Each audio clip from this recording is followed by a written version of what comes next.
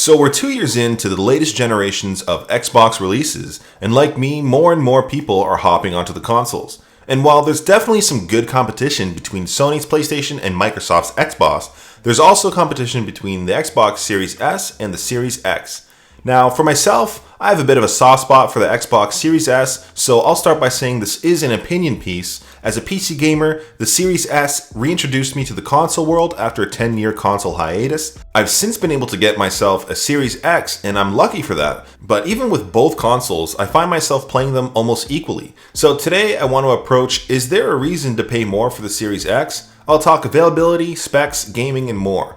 Starting out with the availability, even after 2 years, the Series X is still very hard to find. I personally had to subscribe to a bunch of Twitter stock trackers, and I got alerted for an Amazon restock. By comparison, the Series S is literally always available. You can walk into any Walmart, GameStop, Best Buy, or even find it on Amazon, and they'll all still have them readily available. For anyone upgrading from an older gen system or just new to the space entirely, the Series S is a great contender, not to mention the cost. The cost between the two systems is very apparent, and it doesn't just stop at the console price itself. The price of the Series S is $300 and the Series X comes in at $200 more. Now, that's not the biggest difference in the world, but there are extra costs on both systems. Starting with the Series X, you've got the cost to even make use of all the power that's inside the system, putting out a 4K image and some titles pushing even 120Hz. There's a large price to pay to make use of all that power. Assuming you don't have a TV, or if you're just buying a monitor, a 4K 120Hz TV on the low end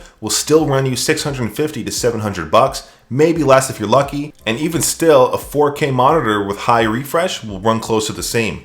Prices most definitely will vary, but if you want to take full advantage of the Series S's power, you're going to be using a 1080p or a 4K 60 TV, which is only $200 to $300 on the low end. And if you're looking at monitors, 1440p, 144Hz monitors, again, will run you only about $200 on the low end. All in, you're looking at about $600 to make full use out of the Series S, and around $1,200 to make full use out of the Series X. But the pricing doesn't just stop there. The Series X in the long run can actually be cheaper. Forget about displays for a second and let's talk about the cost of games themselves, because the second-hand disc market can save you a lot of cash in the long run. A huge advantage to the Series X is that you can purchase games at a huge discount secondhand, and if you're buying a lot of games, you can easily recoup the cost of your system even over 1 year. Digital libraries unfortunately don't get the same discounts, and while you can still catch a super sweet deal every now and then, it still won't quite compare to secondhand discs. Not to mention if you have a previous gen library of disc games.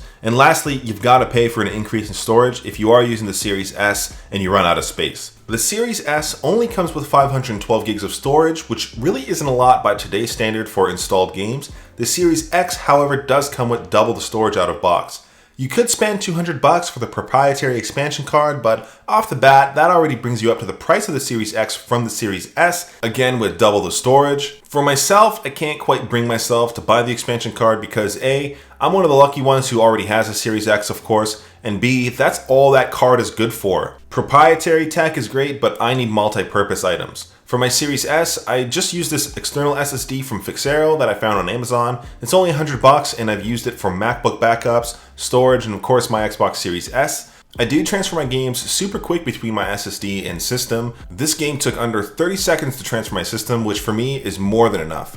While transferring games is a lot faster than it used to be, it works fine for someone like me who doesn't bounce games around a lot. I'll leave this one link down below in the description. But touching on the build and design of these two, really these are my favorite looking systems ever made. Both are minimalistic and simple, and I don't particularly think one is better over the other. However, I've heard some people have had thermal issues with the Series S due to its size. It's not an issue I've personally encountered, but just keep that in mind. And the Series X isn't massive, but it is bigger, so if you're trying to figure out where to place either of these, size definitely is a factor. For cooling, the Series S will fit almost anywhere and still receive decent, albeit not better airflow. The Series X being larger will need a bit more space of course, but you can always have it on top of your setup like mine. And of course, as mentioned, you can't forget the biggest difference being the disk drive on the Series X. It's really easy to forget about the disk drive in this ever-growing digital landscape within gaming, but personally, I still haven't purchased a single Series X game on disc, and Game Pass still fits most of my gaming needs. In terms of aesthetics though, one is white and one's black if that matters, and check out the size of these systems compared to a bag of milk.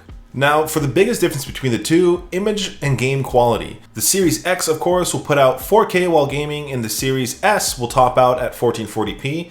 It's obviously easier and cheaper to game 1440p, but prices aside, how much of a difference really is there? Taking a look at the difference here within Forza Horizon 5, there's an obvious difference in image, but the thing is, I'm testing this right up close. And there's definitely some variables here. The size of your display for one, and how far away you are sitting away from the display, but both systems put out a beautiful image, and you can't deny that 4K looks better, but it's mostly only noticeable when you are comparing it side by side like this. In reality, you're not doing that, so it really comes down to you and if 4K really matters. I'm still blown away by the Series S's capability, and both of these will look incredible. Outside of gaming though, both systems can output the same capabilities media-wise, up to 8K and HDR. For gaming though, the Series S obviously looks better than the Series S, which doesn't mean the Series S looks bad at all. In fact, both of these look absolutely gorgeous, but if you are somebody who's accustomed to 4K everything, the Series S might look a little bit off. But for anyone else that's used to 1440p gaming or less, the Series S will be more than enough.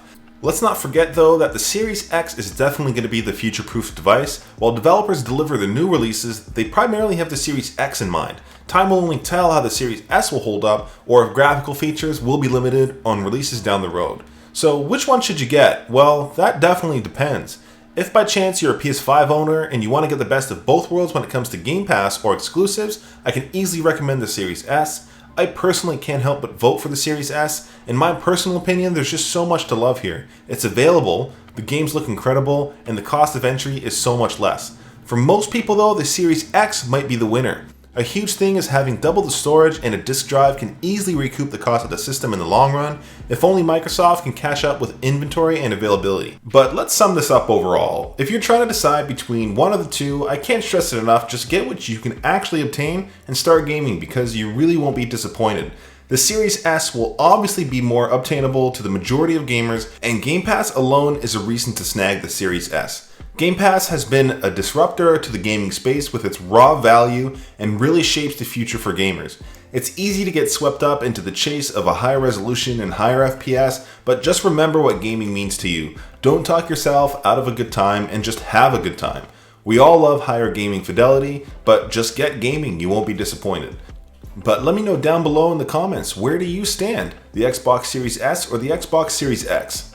Either way, you'll win with either system. Anyway, that's been it. Thanks for watching. If you enjoyed the video, be sure to like and subscribe. We'll catch you in the next one.